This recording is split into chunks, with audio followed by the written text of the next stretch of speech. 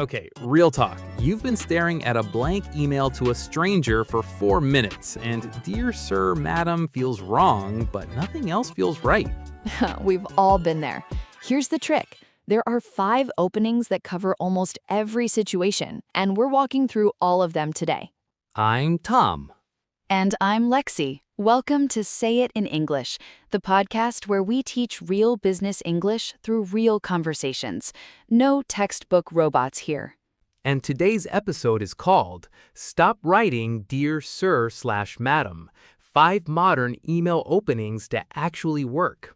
And whether you're at A2 level or pushing into B2, this episode is going to change the way you start every single professional email. We promise. So, dear sir, madam, let's just talk about it because I used to use it, and honestly, I thought it was the safe choice. Right. A lot of people do. And that's because it's what we were taught in school. It sounds formal, it sounds respectful, so it must be correct, right? That's exactly what I thought. Here's the problem, though. In modern business English, especially in international companies, dear sir or madam actually reads as cold, almost robotic. It signals to the reader, I don't know who you are, and I didn't try very hard to find out. Ouch, that's not the impression you want to give. No, and look, I want to be fair. There are still some very specific situations where formal language like that is expected.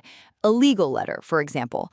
But for most professional emails, it just feels outdated, like sending a fax in 2024. Bold move, sending a fax. Actually, I had that one colleague who always started every single email with Dear Sir, Madam, even to people he'd worked with for 3 years, even to his own team. Yes, I know that person. And it's not wrong exactly, it's just it creates distance, and distance is the last thing you want when you're trying to build a professional relationship.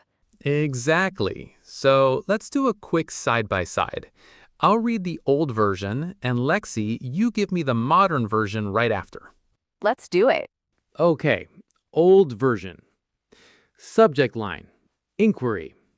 Opening, Dear Sir/Madam, I am writing to inquire about your services and would be grateful if you could provide further information at your earliest convenience. And now the modern version. Same email, same purpose. Subject line. Quick question about your services. Opening. Hi, Sarah. I came across your work on LinkedIn, and I'd love to learn more about how your team handles client onboarding. Would you be open to a quick chat? Okay, that's actually a completely different feeling. The second one sounds like a human wrote it. Exactly. And that contrast, that's what we're going to build on today. So let's get into the 5 openings. Tom, you want to kick us off with number 1? Yep. Opening number 1 is for cold outreach. That means you're emailing someone you've never spoken to before. Maybe a potential client, a speaker you admire, someone you found online. The opening is, Hi, first name. I came across your work on... Right. And let's break down why this works so well. First, you use their first name. That immediately creates a personal connection. Second, I came across your work on... This tells the person exactly where you found them. And more importantly, it shows that you actually looked at what they do. So you could say, I came across your work on LinkedIn.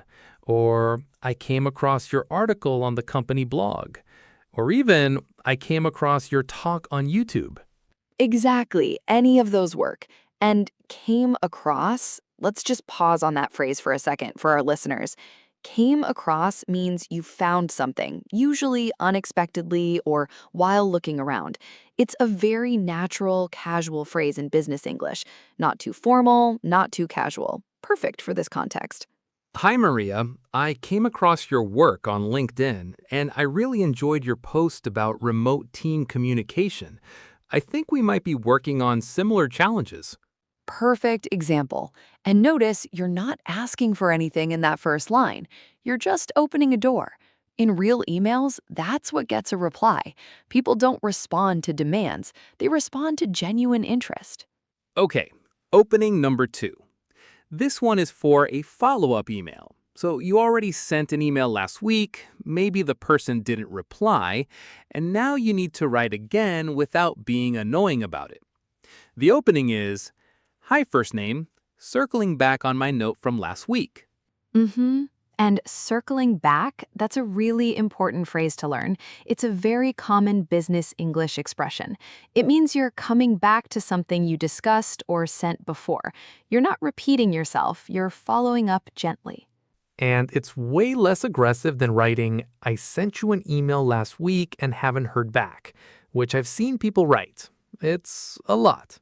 Ah, yeah, that one puts the reader on the defensive immediately, whereas circling back on my note from last week is calm. It's professional. It acknowledges the previous message without pressure. And my note, that's a soft, polite word for email in business English. Very common. "Hi, James. Circling back on my note from last week, just wanted to check if you had a chance to review the proposal." Exactly. Short, clear, polite. No drama. In real emails, this kind of follow-up gets a much higher response rate than something that starts with, "I'm following up on my previous email," which honestly sounds like an automated system wrote it. Right. Okay, email number 3. This one's interesting. This is when you're writing an internal email to a colleague you haven't met yet, maybe someone in a different department or a new hire who just joined. The opening is, "Hi, first name, we haven't met yet. I'm your name from team." Yes, and this one is so underused. People forget that inside a company, you still need to introduce yourself when reaching out to someone new. You can't just assume they know who you are. Wait, hold on. Is hi really appropriate here, though? I mean, this is a colleague, but it's also an internal professional email. What if the person is more senior than you? Great question. And here's the thing. In real emails, even CEOs write, "Hi there." It's not less professional, just less stiff. The word hi has completely normalized in business communication, even in senior-level internal emails. The days of writing "Dear Mr. Johnson" to your department head are mostly gone, unless the company culture is extremely formal, which is rare now. Okay, that actually makes me feel better, because I always assumed using hi to someone more senior was too casual. It's a very common misconception, and once you start hearing it and reading it in real professional emails, you can't unhear it. Hi is friendly and efficient. It sets a collaborative tone from word one. So the full opening for this one would be something like, "Hi, David. We haven't met yet. I'm Tom from the marketing team. I'm working on the Q3 campaign, and I think our teams might need to sync up soon." Perfect. And notice the dash after yet. That little pause creates a natural rhythm. It says, "I know we're strangers, and I'm about to fix that." It's warm. It's human. It's exactly what internal communication should feel like. Okay, we've done 3. Now, we said we'd swap, so Lexi, you're reading emails 4 and 5, and I'm on reaction duty. My time to shine. Email opening number 4. This one is for a LinkedIn reply or a networking email. So someone connected with you online or you're reaching out after meeting briefly at an event. The opening is, "Hi, first name. Thanks for connecting." Simple. Very simple.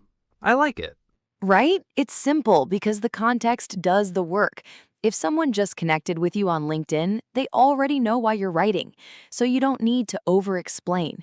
You just acknowledge the connection and then move into what you actually want to say. The key is what comes next. After "thanks for connecting," you need one specific sentence that shows you're paying attention to them, not just copy-pasting. Right. So not "thanks for connecting, I'd love to pick your brain," which, by the way, please don't write "pick your brain." It's everywhere and it's gotten a little tired. Hi. Yes, "pick your brain" has had its moment. A better version would be, "Hi Priya, thanks for connecting. I saw that you lead the UX team at your company and I've been exploring some similar challenges in my work. Would you be open to a short exchange sometime?" A short exchange. I like that. It's specific. It's not asking for too much. Exactly.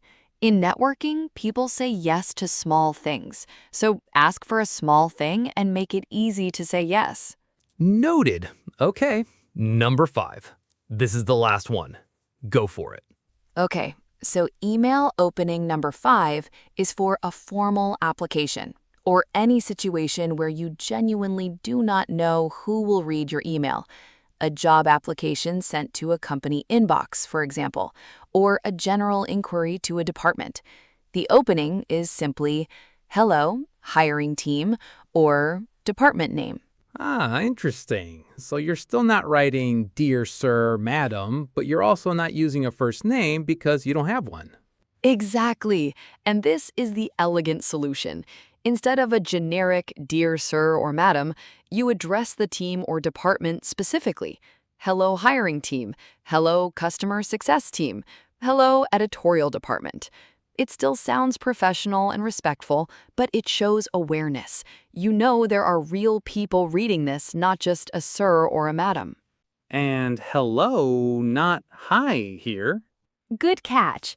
Hello is slightly more formal than hi.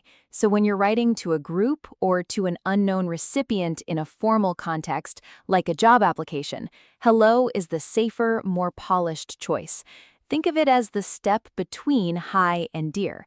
It keeps the door open without being stiff. Right. So the full opening might look like, Hello, hiring team. I'm writing to apply for the marketing coordinator position listed on your website. I've attached my CV and a brief cover note for your review. That's it. Clean, confident, and professional. Know to whom it may concern, which, by the way, is the other phrase that needs to retire alongside "Dear Sir, Madam." It's just as cold, just as robotic. Bold exit for to whom it may concern. So we've got all 5. But Lexi, what if someone is still unsure? Like they're in the middle of drafting an email and they genuinely can't decide which opening to use. Here's the trick. If you have the person's name, use hi first name. That one rule covers about 80% of all the emails you'll ever write. It's warm, it's professional, and it works in almost every context. Only go more formal when you're writing to a group or when you truly don't know any names at all. That's your default. Lock it in. Hi, first name, 80% of situations. Got it. Okay, let's do the recap. And listeners, this is the part you can screenshot, write down, or replay whenever you need it. 5 email openings for 5 different situations. We'll go back and forth. Hi, first name. I came across your work on... Number 2, follow-up email. Hi, first name, circling back on my note from last week. Number 3, internal email to someone you haven't met. Hi, first name. We haven't met yet. I'm your name from team. Hi, first name, thanks for connecting. And number 5, formal application or unknown recipient. Hello, hiring team/department name. 5 openings, 5 contexts, and once you start using these, you really can't go back. Writing "Dear Sir, Madam" will feel like putting on a suit of armor to go to a coffee meeting. Ha! Full armor, visor down. For a coffee? Exactly. And before we wrap, one quick tool recommendation. Tom? Before you send your next cold email, paste it into Grammarly Free. It'll catch openings that sound too stiff in about 30 seconds. Seriously, it's one of the easiest free checks you can do before you hit send. And just so you know, we're not sponsored by Grammarly. We just think it's a useful, free check before you hit send. We only recommend tools we actually use. All right, before we go, we have a question for you. Think about the last professional email you wrote to a stranger. What opening did you use? Drop it in the comments. We genuinely want to know. No judgment. We've all written Dear Sir or Madam at least once. And if this episode helped you, subscribe and hit the bell icon so you never miss a new episode of Say It in English. We drop new content every week, all designed to help you communicate with confidence in real professional situations. Every email you send in English is practice. Every one. So don't overthink the opening. Just pick the right one from today's list and go. Thanks so much for listening today. We'll see you in the next one. Take care, everyone.